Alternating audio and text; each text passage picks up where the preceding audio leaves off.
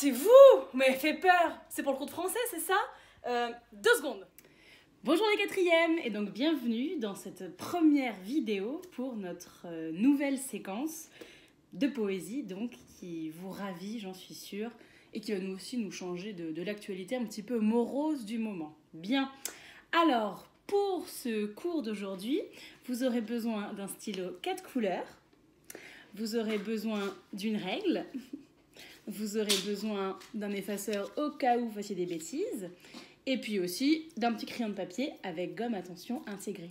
Bien, donc je vous laisse vous munir de tout votre matériel, notamment aussi votre classeur de français, qui je l'espère est rangé bien précautionneusement dans votre chambre et qui n'est pas au fond dessous le lit ou au fond d'une étagère. Et une fois que vous avez toutes vos affaires, on va pouvoir commencer. Donc n'hésitez pas à faire pause quand vous avez besoin de récupérer quelque chose. Donc normalement, vous avez rangé votre séquence info et médias dans une seule pochette, dans la partie études de texte. Et puis ensuite, la partie évaluation, vous avez aussi dû ranger normalement votre fiche de conseil d'écriture dans la partie fiche outils. Et on va donc pouvoir attaquer cette nouvelle séquence, qui est donc une séquence de poésie. Bien, alors je vous laisse ouvrir votre classeur à la première page, la page de sommaire, et réfléchir chez vous à quel objet d'étude est-ce que ce thème va se raccrocher. Donc je vous rappelle qu'on a déjà vu la fiction pour interroger le réel avec la parure de Maupassant. On a déjà vu Individus et société, confrontation des valeurs avec L'île des esclaves de Marivaux. Et là, nous venons de voir s'informer, informer, déformer, donc la séquence sur la presse et les médias de manière générale. Donc, a priori, il ne vous reste qu'un objet d'étude à traiter. C'est donc dire l'amour dans le grand objet d'étude, se chercher, se construire. Donc, pour faire le lien avec ce que vous avez traité en cinquième, normalement, dans la partie se chercher, se construire, vous avez dû voir les récits de voyage et éventuellement les visions poétiques du voyage. Comment est-ce que des grands explorateurs ou des grands écrivains qui parlent de voyage ont pu traiter ça de manière poétique. Donc maintenant que vous savez ça, je vous laisse prendre une feuille à grands carreaux, simple ou double comme vous préférez, et on va écrire les titres. Donc comme d'habitude, vous allez écrire en haut à gauche en vert séquence 4, vous sautez une ou deux lignes, vous écrivez le gros titre en rouge des roses et des épines, qui sera donc le titre de notre séquence. On réfléchira ensuite à pourquoi ce titre-là. Vous sautez quelques lignes. En noir, vous écrivez objet d'étude. En bleu, vous écrivez donc se chercher, se construire. En dessous, en noir, thème. Et en bleu, dire l'amour. N'hésitez pas à faire pause et à réécouter les explications que je viens de donner. Et de toute façon, voici la présentation tout de suite.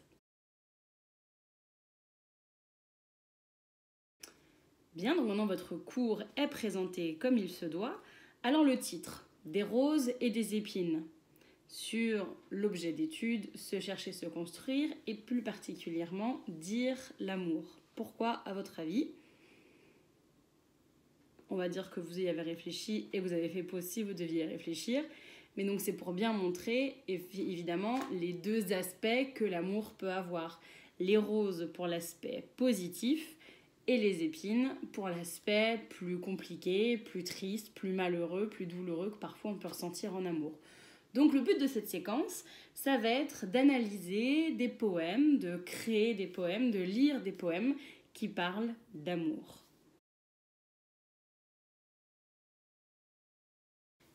Et donc pour comprendre pourquoi la poésie est un genre qui se prête particulièrement bien à ce thème-là, l'amour, il faut remonter aux origines de la poésie. Est-ce que vous savez quel grand mythe antique est représentatif de l'amour et du lyrisme, un courant dont nous allons parler dans cette séquence? Pareil, je vous laisse mettre pause. Vous avez pu y réfléchir. C'est donc le mythe d'Orphée. Et donc nous allons étudier dans la première séance l'histoire et les origines de ce mythe. Je vous laisse donc écrire en vert, séance 1, Orphée, premier poète, comme écrit sur votre écran. Donc pour commencer cette séance, nous allons découvrir l'histoire d'Orphée Et le texte que je vais vous lire sera aussi disponible en version PDF que je vous enverrai par mail ou que vous pourrez retrouver sur l'ENT dans le fil d'actualité français-4e 6 ou français-4e 5. C'est parti. Donc Orphée est le fils d'un roi de Thrace, donc Thrace qui à l'époque était une région en Grèce notamment, et de Calliope, la muse de l'éloquence et de la poésie. Calliope qui veut dire « à la belle voix ». Et l'éloquence, maintenant vous devriez savoir ce que cela signifie. Donc Orphée fut le poète et le citharède le plus célèbre qui n'ait jamais vécu dans l'Antiquité. Citharède le nom citharède vient d'un instrument de musique, la cithare, qui est donc un instrument typique que vous retrouvez particulièrement dans la péninsule grecque. Dès son enfance, Orphée montra de grandes dispositions pour la poésie et la musique. Apollon lui fit don d'une lyre à 7 cordes qu'avait conçue Hermès dans son jeune âge. Apollon, je vous rappelle, et Hermès, des dieux de l'Olympe. Apollon, dieu de la poésie et de la beauté. Hermès était le dieu messager de l'Olympe. Donc les muses apprirent à Orphée à jouer de la lyre et en leur honneur, il rajouta 2 cordes à cette lyre.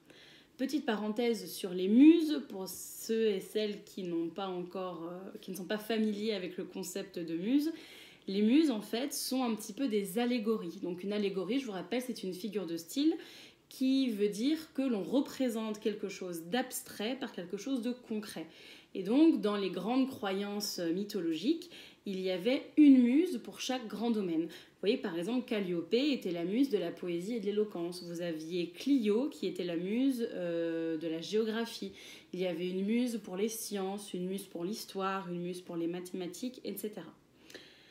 Donc Orphée passe pour être l'inventeur de la cithare, donc l'instrument de musique qui est l'ancêtre de la guitare que nous avons à l'heure actuelle. Donc par sa musique, non seulement il attendrissait les bêtes féroces, mais il charmait aussi les arbres et les rochers au point qu'ils se déplaçaient pour le suivre et l'écouter. Il épousa la très belle Hamadryade, Eurydice. Donc une hamadryade, c'est une femme mi-nymphe, mi-femme qui vit dans la forêt, qui a un côté un petit peu féerique, sachant que le concept de fée n'existe pas encore dans la mythologie. Et donc Orphée et Eurydice s'installent en Thrace pour régner sur le peuple des sauvages, les Cicones. Mais ce bonheur idyllique et cet amour parfait allaient être troublés par un drame atroce.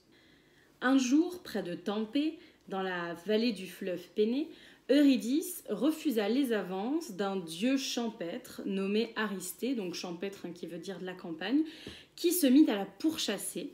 Et elle posa malencontreusement son pied nu sur un serpent venimeux caché dans l'herbe verte qui la mordit à la cheville.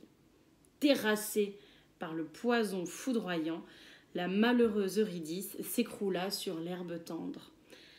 En vain, Orphée employa le suc bienfaisant des plantes pour détruire l'effet du poison, mais rien n'y fit et Eurydice mourut.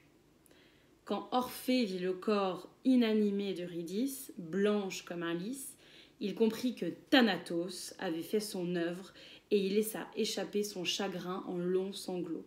Thanatos étant donc le dieu de la mort. Alors Orphée, inconsolable, vit que tout était perdu. Il prit la terrible décision d'aller chercher Eurydice dans le royaume d'Hadès. Et oui, parce qu'il faut savoir que dans la mythologie grecque, les enfers sont un lieu où vont les morts. Mais attention, ce n'est pas le concept moderne et occidental que nous avons à l'heure actuelle, qui nous vient des religions monothéistes, où nous séparons le paradis de l'enfer. Le paradis étant le lieu où vont les gens qui se sont bien comportés durant leur vie, et l'enfer, l'opposé. Non. Chez les Grecs, il n'y a pas différents lieux. Tout le monde va au même endroit et d'ailleurs on pense que c'est un lieu auquel on peut accéder par une forêt plus ou moins mystérieuse. Toujours est-il que tout le monde doit aller dans les enfers. Et pour accéder aux enfers, il y a le Styx, un long fleuve que l'on doit passer en payant Charon, le passeur avec sa barque. Souvenez-vous, on en a parlé dans la séquence Info et Médias avec le dessin caricatural qui dénonçait justement les passeurs en Méditerranée qui faisaient payer des sommes astronomiques aux migrants pour traverser et qui souvent malheureusement mouraient en chemin. Et dans les enfers, vous aviez plusieurs endroits. Il y avait par exemple les Champs-Élysées, qui était la plus belle partie des enfers, hein, là où vous aviez droit à tous les plaisirs. Et puis vous aviez le Tartare, la pire région, qui était réservée à ceux qui avaient plus ou moins mal agi durant leur vie. Orphée se rendit donc à Ténare, en Laconie, où se situe l'entrée des enfers, selon les Grecs, et descendit courageusement au Tartare dans l'espoir de ramener son épouse.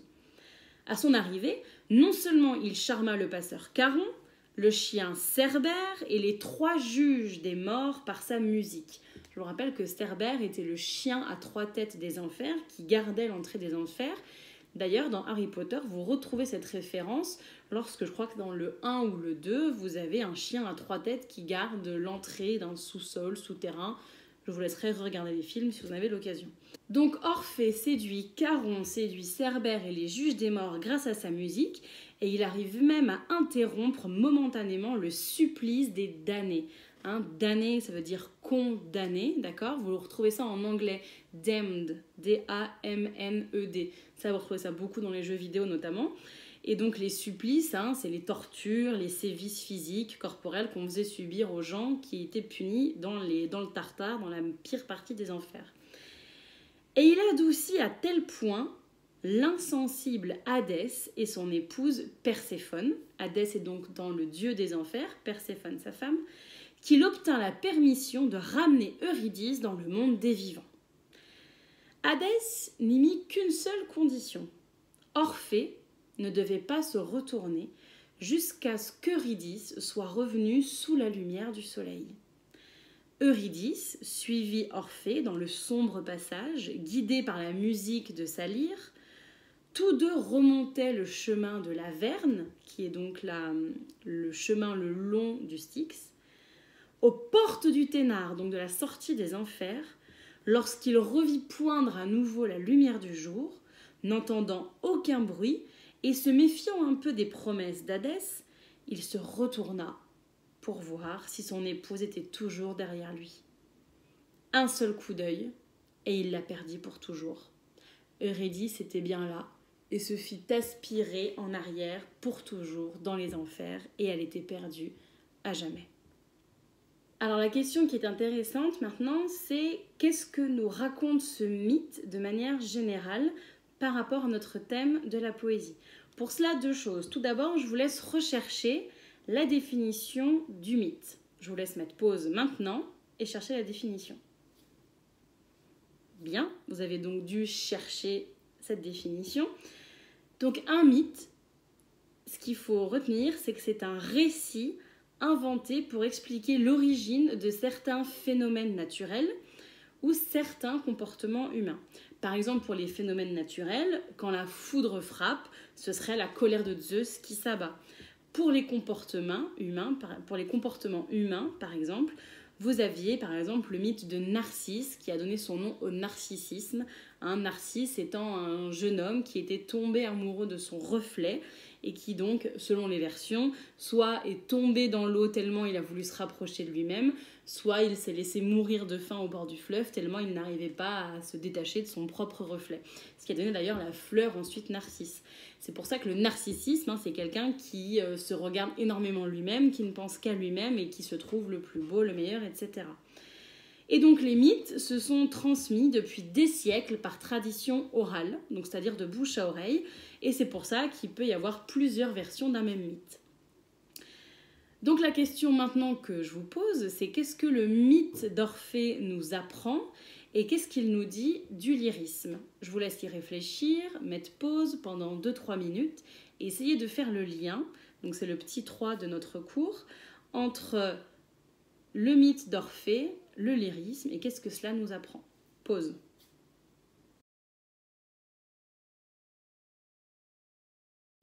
Donc le mythe d'Orphée nous apprend plusieurs choses. Déjà, il nous apprend le pouvoir de l'amour, la puissance de l'amour, d'accord? Avec l'amour qu'il ressent pour Eurydice et aussi grâce à son pouvoir de musicien, Orphée arrive à descendre aux enfers, à convaincre Charon, Cerbère, Hadès de relâcher Eurydice. C'est sur le pouvoir de l'amour.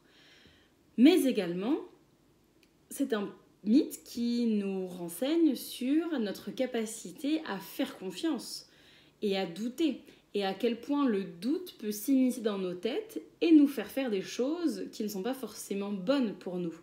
Orphée doute de la parole d'Hadès, et c'est à cause de cela qu'il va se retourner et qu'il va perdre l'amour de sa vie. Donc le mythe d'Orphée nous apprend plusieurs choses. Tout d'abord, par rapport au lyrisme, cela nous donne les deux penchants du lyrisme. Tout d'abord, Orphée chante son amour heureux lorsqu'il est encore avec Eurydice sur terre, qu'ils s'aiment, qu'ils étaient sur le point de se marier quand Eurydice a été attaquée par le dieu champêtre. Et donc, grâce à ça, Orphée chantait son bonheur et sa joie et son amour. Lorsqu'il perd Eurydice, il va chanter son désespoir, sa peine et sa tristesse. Donc le lyrisme, c'est ça, c'est l'expression des sentiments, qu'ils soient des sentiments heureux ou des sentiments malheureux. Une dernière chose que Smith nous apprend, c'est sur le pouvoir de l'art. Comme je vous l'ai dit, Orphée, grâce à son art, arrive à charmer les bêtes sauvages, à charmer les choses qui sont inanimées, comme les roches par exemple. Il arrive à descendre aux enfers, à faire remonter Eurydice. Et une fois qu'il a perdu Eurydice, la fin du mythe, c'est que vous aviez des nymphes qui appartenaient au culte du dieu Dionysos. Dionysos, le dieu du vin et un peu du lâcher-prise. Donc c'était des gens qui appartenaient à ce culte. En tout cas, les nymphes, ce sont des créatures qui sont très excessives, qui ne sont jamais dans les choses calmes, mesurées et posées.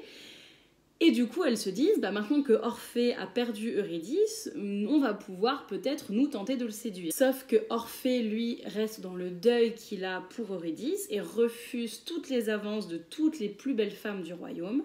Les nymphes, donc, folles de rage et de jalousie, vont le déchiqueter en 1000 morceaux et les différents membres de son corps vont être parsemés dans plusieurs lieux des enfers et sa tête va atterrir sur l'île de Lesbos, une île peuplée seulement de femmes, une île qui existe d'ailleurs aujourd'hui en Grèce. Alors elle n'est pas peuplée uniquement de femmes, mais vous avez une île grecque qui s'appelle Lesbos.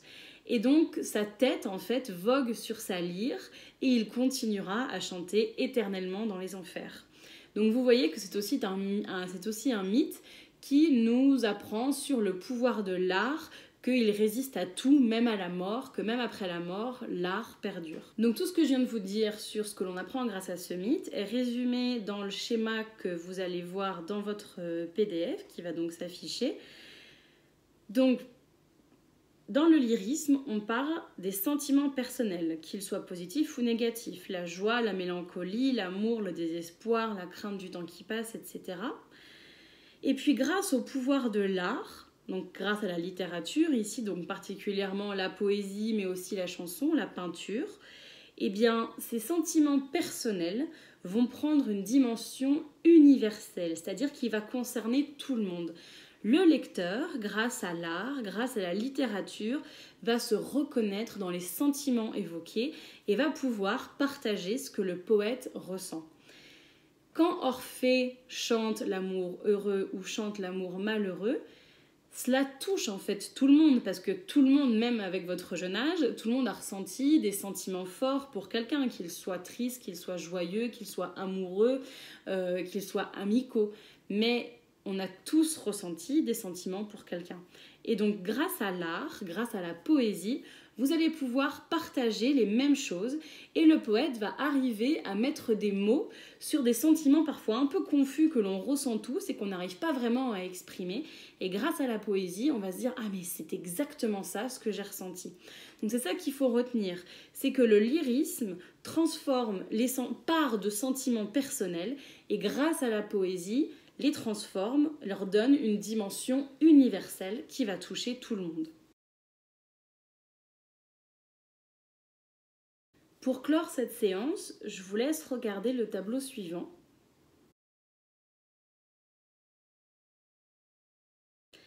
Qui est donc un tableau de Camille Corot, s'intitulant Orphée ramenant Eurydice des enfers, qui a été peint en 1861, au 19e siècle. Donc vous voyez qu'on est bien des milliers d'années plus tard. Ce tableau est intéressant parce qu'on y trouve les trois grands thèmes qu'on va retrouver dans la poésie lyrique. Et essayez de retrouver dans ce tableau 3 grands thèmes. Donc je vous laisse regarder. Premier thème, la nature. Vous voyez que dans ce tableau, la nature est omniprésente. Hein. D'ailleurs, elle encadre tout le tableau. Vous l'avez autant au sol, au plafond que sur les côtés, enfin au plafond, au ciel, et en plein cœur de l'image. D'accord ? Donc, dans la poésie lyrique, les poètes vont s'appuyer notamment sur la nature pour expliquer leurs sentiments. Par exemple, vous avez un très beau poème de Lamartine qui s'intitule « Le lac », qui parle du lac du Bourget à Aix-les-Bains en Savoie.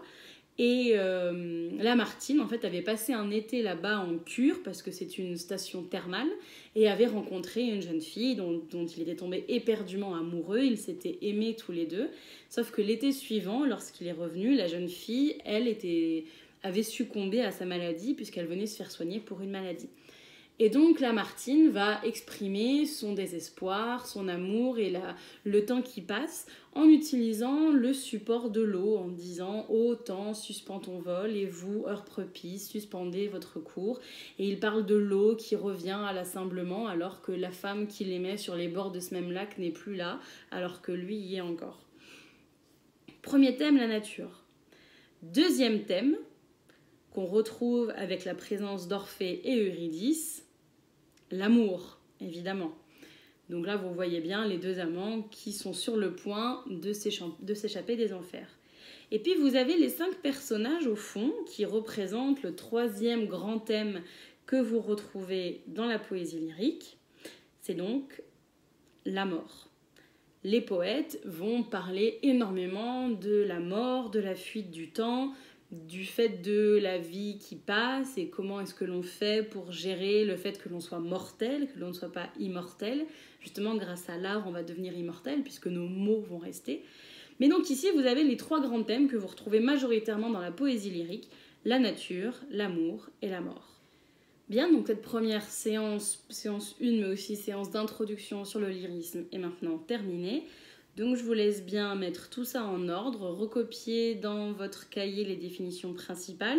Donc il faut que vous ayez la définition d'un mythe, la définition du lyrisme, et il faut que vous ayez enregistré sur votre ordinateur ou pris en photo avec votre téléphone, si vous ne pouvez pas les imprimer, le tableau de Camille Corot, et puis le petit texte qui raconte l'histoire d'Orphée. En devoir pour vendredi, je vous rappelle que il y a fort longtemps, avant les vacances, je vous avais demandé de réfléchir à la plus belle chanson d'amour pour vous, que ce soit un poème, que ce soit une chanson, etc. Du coup, je vous mettrai des liens sur le NT et puis par mail de sites de poésie que vous pouvez aller consulter, de vrais poètes. Disons de poètes reconnus pour leur qualité littéraire et pas quelqu'un du coin qui va mettre son poème sur Internet. Donc pour que vous choisissiez soit une chanson, soit un poème qui pour vous est la plus belle déclaration d'amour. Donc ça pour vendredi, comme ça nous pourrons en discuter en classe virtuelle vendredi. Et si vous ne pouvez pas assister aux classes virtuelles, de toute façon je ferai un lien condensé, enfin en tout cas je vous enverrai la sélection des poèmes de la classe pour que vous puissiez un petit peu déjà lire tout ce que vos camarades ont sélectionné. Merci beaucoup pour votre attention, bon travail, bon courage pour la suite et à très vite pour une nouvelle vidéo.